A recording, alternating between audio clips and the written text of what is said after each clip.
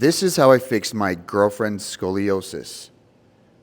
On the left-hand side, you'll see her spine before, and then on the right-hand side, that is her winning the 2004 Miss Olympia Bikini champion.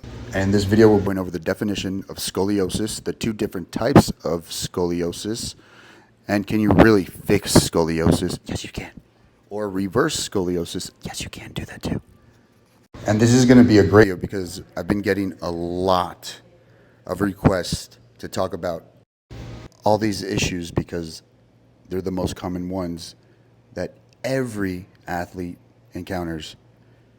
And you guys saw for yourself, this has helped Laura Lee tremendously from the previous years till now.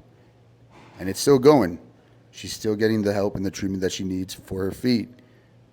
First thing you got to do is find the definition of scoliosis. And what I tell everybody is to find it through a source of literature from an academic textbook. And that's going to keep you safe from listening to stupid people. So here's the definition. Scoliosis is a lateral curvature of the spine accompanied by rotation of the vertebra. The curvature may be structural, fixed, or functional, postural, and reversible. So there are your two types of scoliosis. And look, it's reversible. You could fix it. Referencing back to the definition of scoliosis, this would be considered the functional form of scoliosis where it was due to her posture, and her posture when she holds her posing exercises that made it worse, and listening to wrong cues off social media. A lateral pelvic tilt creates compensation and deformities throughout your upper body and your lower body. For example, in this scenario, her right pelvis is tilted, so that side of her legs become completely weak. And on the left side, they become the dominant ones. They become the ones that are compensating for the weaker side. And then the upper body compensations with the right trunk and shoulder being the weaker side and the left side being the overworking side. This imbalance cascades through the whole entire spine and down to the feet, forcing every joint to adapt and create a chain of compensations that affect posture and performance. Posture, performance, and your feet. Those are a must. So keep this in mind next time you're posing or next time you're training, that when you're on stage in heels, you're going to have a totally different physique than when you're training in the gym.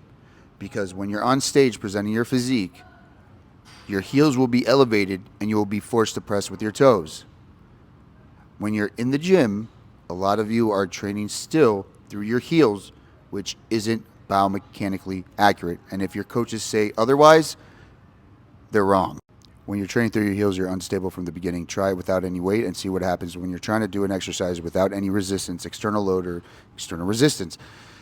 Go onto your heels and try to do an RDL. Go, try it. You almost fell. Try and do a squat. You almost fell. Why are you looking down? Stop looking down. Stop squeezing your butt. Let your knees bend. You see? All those things are making you unstable, literally, as you can see, and keeping you from actually doing movement. So you're compensating for the whole entire movement with stabilizer muscles.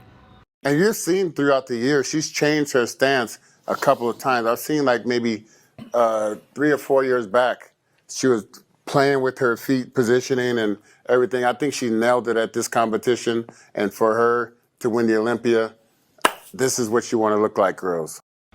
Part 2 will include the biomechanics and every little thing that I did in order to create the most stable and neutral pelvis, spine, and physique during her workouts and on stage.